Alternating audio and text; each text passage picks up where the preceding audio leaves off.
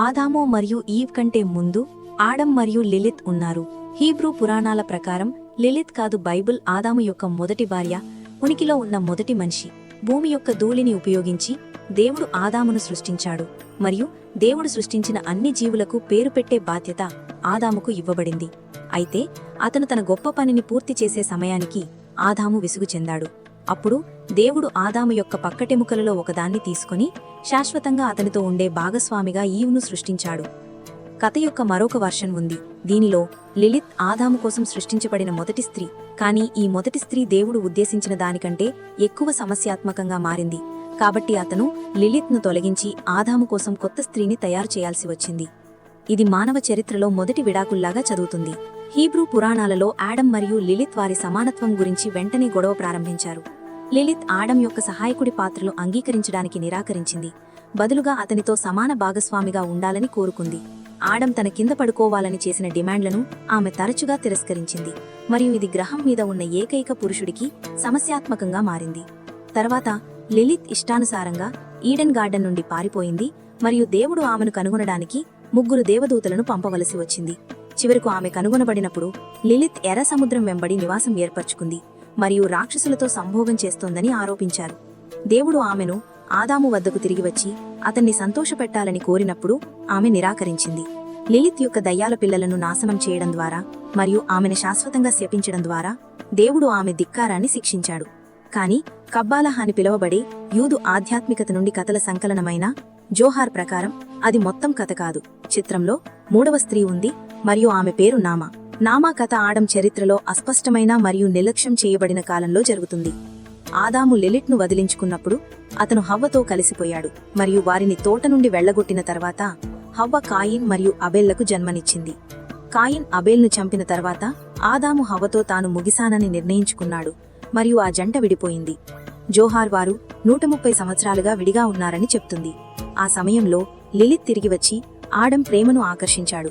అదే సమయంలో నామా కూడా కనిపించి ఆడమ్ను మోహింపజేశాడు. సమస్య ఏమిటంటే ఈ ఇద్దరు స్త్రీలు రాక్షసులు అని చెప్పబడింది. ఆడమ్ వారిద్దరితో తెలియని సంఖ్యలో రాక్షస పిల్లలను కలిగి ఉన్నాడు. కొంతమంది పౌరాణిక నెఫిలీములు అని నమ్ముతారు. నామా పురుషులను వారి కలల ద్వారా మోహింపజేస్తుంది. వారి లోతైన కోరికలకు తన్ను తాను అటాచ్ చేసుకుని వారిని ప్రపంచంలోకి మరింత ఎక్కువ మంది రాక్షసులను పుట్టించడానికి ఉపయోగిస్తుంది. అయితే లిలిత్ను ఆమె దాని ప్రారంభించడానికి గుర్తించడానికి మనం బాబిలోన్ మరియు పురాతన సుమేర్ను విస్తించాలి. ఆమె పేరు ఆమె గతానికి అతిపెద్ద కీలకం. లిలిత్ సుమేరియన్ పదం లిలితు లేదా లిలీ నుండి వచ్చింది. దీనిని సుమేరియన్లు ఆడరాక్షసుడు అని అనువదిస్తారు. లిలితు ఎడారిలోని బంజరు భూమిలో నివసిస్తోందని నమ్మబడుతుంది మరియు గర్భిణీ స్త్రీలు మరియు శిశువులకు ముఖ్యమైన ప్రమాదమని భావిస్తారు. హీబ్రూలు కథలు చెప్పడం ప్రారంభించడానికి 1000 సంవత్సరాల ముందు మరియు ఆదికాండం రాయబడక ముందరకు రాక్షసులు గర్భిణీ స్త్రీలను వారి మరణాలకు ఆకర్షించుకున్నట్లు తెలుస్తోంది. వారు వారి వక్షోజాల నుండి నవజాత శిశువులకు విషాన్ని తినిపిస్తున్నట్లు తెలుస్తోంది. లిలిత్ వారి చిల్లలను చంపడానికి వస్తాడని బాబిలోనియన్లు చాలా భయపడ్డారు. కాబట్టి వారు వారి తలుపుల వెలుపల ఫలకాలను ఉంచారు. ఈ ఫలకాలలో ఒకటి 1933లో సిరియాలో కనుగొనబడింది. అది క్రీస్తుపూర్వం 7వ మరియు 8వ శతాబ్దంలో వ్రాయబడింది. అది ఇలా చెప్తుంది: ఓ చీకటిలో ఎగురుతున్న లిలిత్, ఈ క్షణంలో నీతో వెళ్ళిపో.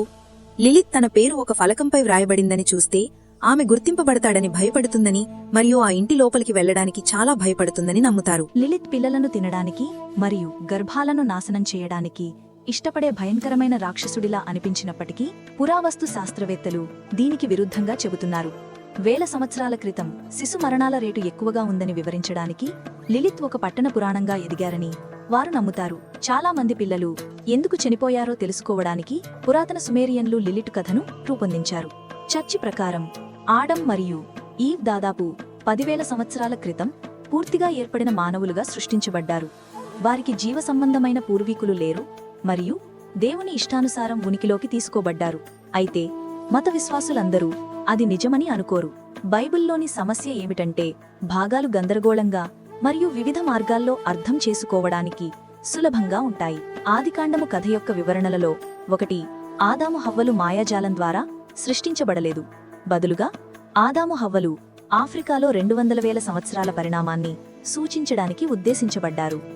బిల్లీ గ్రాహం వంటి కొంతమంది క్రైస్తవ నాయకులు ఆదాము హవ్వలు చరిత్ర నుండి వచ్చిన నిజమైన వ్యక్తులు అని అంటున్నారు. వేదాంతవేత్త హెన్రీ బ్లోచర్ వంటి ఇతరులు ఆదికాండము గ్రహం యొక్క కథను మరియు మానవుల పరిణామాన్ని ఉపమానం ద్వారా చెబుతోందని అంటున్నారు.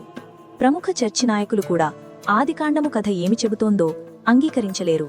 ఆదికాండము కథ మొత్తం పురాతన హెబ్రియులు సుఖంగా ఉండే విధంగా వివరించబడిన వంశపారంపర్య శాస్త్రం కావచ్చు.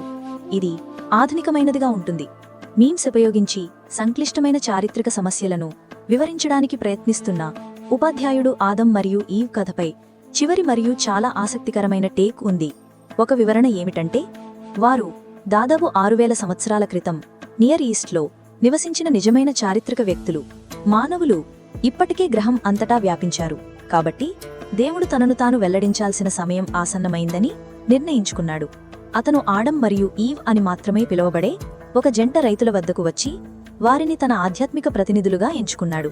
ఈ సిద్ధాంతం నిజమైతే అది ఆడం మరియు ఈవులను దేవుని మొదటి శిష్యులుగా చేస్తుంది. అలాగే ప్రపంచవ్యాప్తంగా ఒక గొప్ప సృష్టికర్త యొక్క మాటను వ్యాప్తి చేసిన మొదటి మిషనరీలుగా కూడా చేస్తుంది. సామేల్ను మరణ దేవదూత అని పిలుస్తారు. అతని పేరు దేవుని విషయంగా అనువదించబడింది.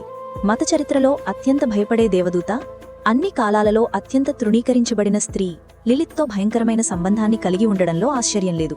సామేల్ ఒక ప్రధాన దేవదూత, అంటే దేవుని దూతలందరిలో అత్యంత శక్తివంతమైనవాడు.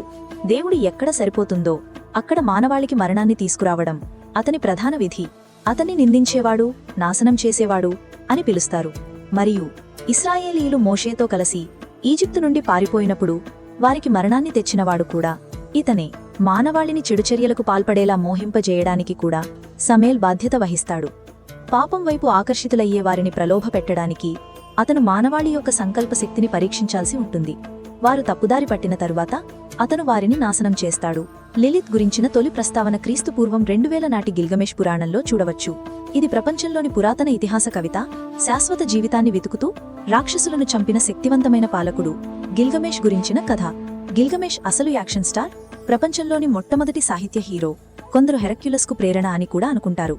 గిల్గమేష్ పురాణంలో హీరో సుమేరియన్లు ప్రేమ మరియు యుద్ధానికి అధిపతిగా పూజించే సుమేరియన్ దేవత ఇనాన్నాను ఎదుర్కొంటాడు. ఆమె యూఫ్రటీస్ నది వెంబడి ఉన్న తన తోటలో తన సొంత వ్యాపారాన్ని చూసుకుంటుండగా అకస్మాత్తుగా ఆమె 3 విలన్లచే ముట్టడించబడింది. ఆ విలన్లలో ఒకరు ఆడం మొదటి భార్య లిలిత్. సాధారణ హీరో తరహాలో గిల్గమేష్ భారీ కవచం ధరించి విలన్లను చంపి లిలిత్ను ఎడారిలోకి పారిపోయేలా పంపుతాడు. ఆస్మోడియస్ నరకపు ప్రాణరాజులలో ఒకడు. 3 తలలు గల భయంకరమైన మృగం నిప్పులు చిమ్ముతూ సింహపు శరీరంతో డ్రాగన్పై తిరుగుతాడు. లిలిత్ ఆడం మరియు ఏడెన్ గార్డెన్ను విడిచిపెట్టిన తరువాత అతనితో కలిసే రాక్షసుడు కూడా అతనే అని భావిస్తున్నారు. యూదు పురాణాలలో లిలిత్ రోజుకు 100 రాక్షసులకు జన్మనిస్తుందని చెప్పబడింది. ఆమె ఈ పిల్లలందరినీ కంటున్న రాక్షసుడు ఆస్మోడియస్. వారి కలయిక యొక్క మొత్తం ఉద్దేశం ఏమిటంటే, ప్రపంచంలోకి గందరగోళాన్ని తీసుకురావడానికి వీలైనన్ని ఎక్కువ మంది రాక్షసులను పుట్టించడం. క్రైస్తవ పురాణాలలో ఆస్మోడియస్ దేవునికి వ్యతిరేకంగా లూసిఫర్ తిరుగుబాటులో చేరిన పడిన దేవదూతల్లో ఒకడు. అయితే పురాతన యూదుజన గ్రంథమైన టాల్ముడ్లో ఆస్మోడియస్ ఆదం కుమారుడుగా మరియు అతని 3వ భార్య నామాగా చిత్రించబడ్డాడు. ఇందులో నిజంగా చాలా ఆసక్తికరమైన విషయం ఏమిటంటే, వివిధ పాత్రల యొక్క ఈ వివిధ వర్షన్లు అన్నీ మనం ఏ పురాతన లిపిని పరిశీలిస్తామో దానిపై ఆధారపడి ఎలా మారుతాయో మనం చూడవచ్చు. ఆస్మోడియస్ ఎప్పుడూ కామంతో ముడిపడి ఉంటాడు, కాని అతనికి వివిధ మూలాలు ఉన్నాయి. సోలమన్ నిబంధనంలో ఆస్మోడియస్ భర్తలను కోరికల ఊబిలోకి నెట్టడానికి బాధ్యత వహిస్తాడు. అందువల్ల వారు తమ భార్యలను మోసం చేసి గందరగోళాన్ని వ్యాప్తి చేస్తారు. ఆస్మోడియస్ తరువాత నరకపు 7 ప్రభువులలో ఒకరిగా చిత్రించబడ్డాడు.